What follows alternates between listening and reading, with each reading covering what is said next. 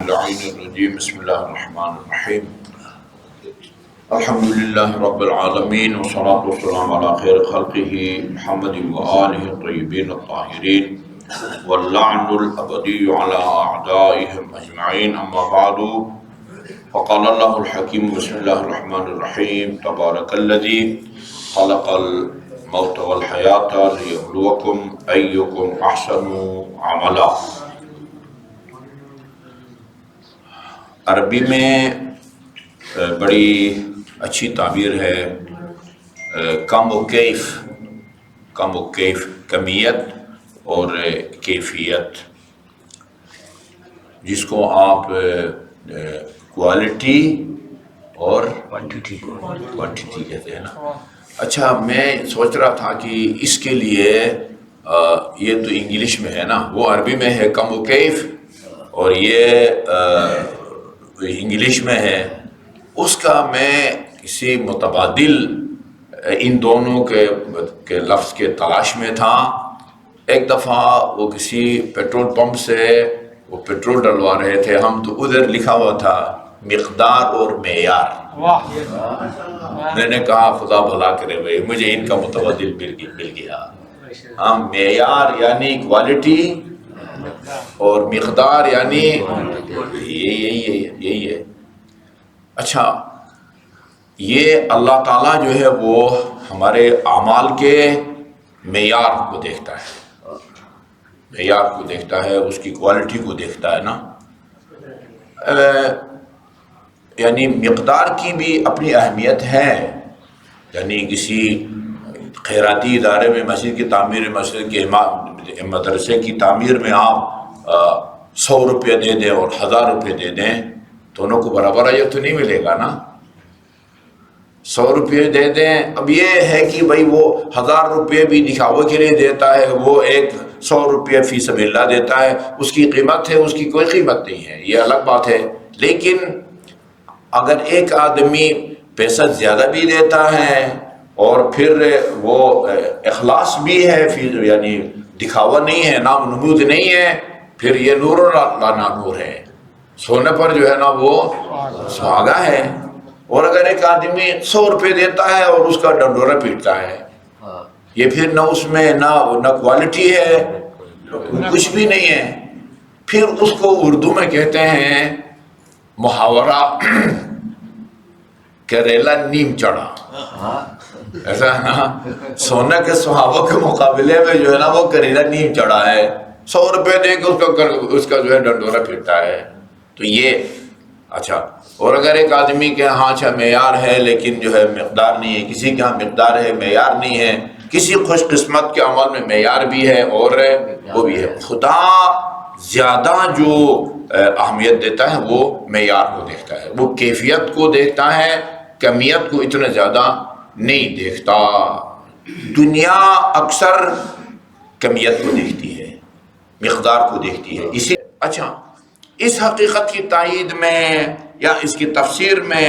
کوئی ایک روایت میں آپ کی خدمت میں لایا ہوں۔ یہ وسائل شیعہ کی عبارت ہے، وسائل شیعہ کی ہے اور جلد نمبر 11 ہے،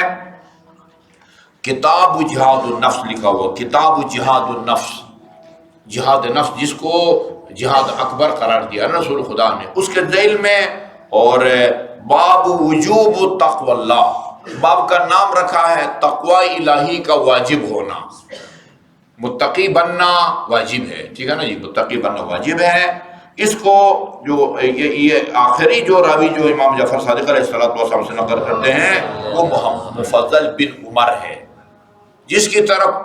پورے وہ توحید مفضل منسوب ہے۔ توحید مفضل، تو یہ توحید مفضل کا ترجمہ بھی ہوا ہے۔ ہم مدارس میں، پنجاب کی مدارس میں عقائد کی کتاب کے طور پر یہ کتاب پڑھائی جاتی ہے۔ امام جعفر صادق علیہ السلام کی کچھ لیکچرز ہیں، کوئی ہماری طرح مجمع میں نہیں ہے، اکیلا یہ ایک دہری کے ساتھ، منکر خدا کے ساتھ عمر مفضل بن عمر کی بحث ہوئی ہے، وہ اس کو صحیح قائل نہیں کر سکا، اس دہری کو، منکر خدا کو، پھر امام کے پاس آیا، مولا اس طرح کا مسئلہ ہے، میں تو اس کو قائل نہیں کر سکا، ابن ابی الاوجا، کہا کہ کل جو ہے نا وہ اپنا وہ رجسٹر اور قلم لے کے آؤ، میں کچھ لیکچر جو ہے نا لکھواؤں گا، ان کی مدد سے جو ہے نا تم ان کو قائل کر سکو گے۔ اللہ کی قدرت کی نشانیوں کو انسان کے اندر بھی، ویسے تو پوری کائنات میں ہے، نطفہ سے لے کر بڑے ہونے تک انسانی خلقت جو ہے نا وہ جن مراحل سے گزرتی ہے ان کو بیان کیا ہے امام نے۔ اس میں نا مفضل ابن عمر کہتے ہیں، ابھی جلدی کرتا ہوں، ہاں کنت عند ابی عبداللہ علیہ السلام، میں امام جعفر صادق علیہ السلام کی خدمت میں بیٹھا ہوا تھا، فذکرنا الاعمال، اعمال کا ذکر ہوا، ہم نے اعمال کا تذکرہ کیا امام علیہ السلام کی خدمت میں، فقلت انا، میں نے کہا ما اضعف عملی، میرا عمل بہت کمزور ہے، یعنی میں نے اپنے عمل کے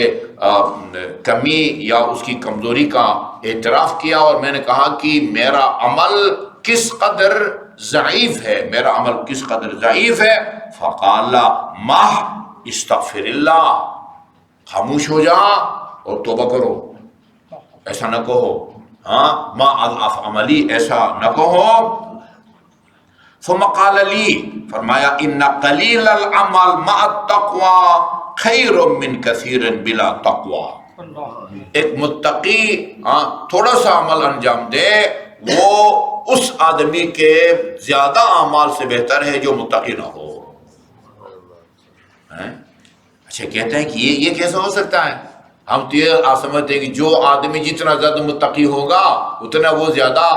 اعمال خیر انجام دے گا، اور جو متقی نہیں ہے اس نے کیا عمل انجام دینا ہے؟ کہتے ہیں میں نے کہا قلت کیف یکون کثیر بلا تقوی، ثم قال لی، میں نے عرض کیا کیف یکون کثیر بلا تقوی، یہ کیسا ہو سکتا ہے کہ وہ تقوی نہ ہو، بندہ متقی نہ ہو اور اس کے اعمال وہ زیادہ ہوں، اور اس کا الٹ ایک آدمی متقی ہو لیکن اس کا عمل کم ہو۔ اب اس کی امام نے تشریح کی، قال علیہ السلام، اچھا نعم، ہاں یہ وضاحت طلب ہے، نعم یعنی تمہارا سوال جو ہے نا واقعاً وہ ہے، فرمایا کہ یہ اس میں آپ نے فرم میں ایک مثال دیتا ہوں، اس کی روشنی میں تم اس حقیقت کو سمجھ جاؤ گے۔ مثل الرجل، ایک آدمی ہے، یطعم طعامہ، یہ لوگوں کو کھانا